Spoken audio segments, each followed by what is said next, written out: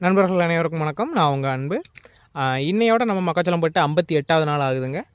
ஆக்சுவலாக இன்றைக்கி நமக்கு என்ன வேலை இருக்கும் அப்படின்னு பார்த்தீங்கன்னா, பெரும்பாலும் இந்த மாதிரி குறை இடக்கு பார்த்தீங்களா இடங்களில், அதாவது கம்பி வேலி போடாமல் வச்சுருக்குறோம்ல, அந்த இதை கண்டிப்பாக கம்பி வேலி போட்டே ஆகணும் அப்படிங்கிற சூழ்நிலை வந்திருக்கு. ஏன்னா நமக்கு ஒரு 22 நாளைக்கு முன்னாடி அண்ணாச்சி ஒருத்தர் மக்காச்சோளம் போட்டிருந்தார்.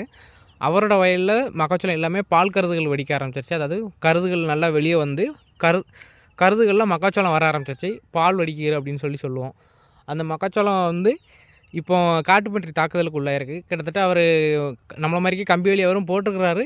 இருந்தாலும் இந்த மாதிரிக்கு ஒரு வேலியை விட்டுட்டு அதுக்கு ஒரு அடி தள்ளி இன்னொரு கம்பு அடிச்சிருக்காரு. ஏன்னா வேலியை ஒட்டி கம்பு அடிக்க முடியாதுல்ல அப்படிங்கிறனால கொஞ்சம் தள்ளி அடிச்சிருக்காரு.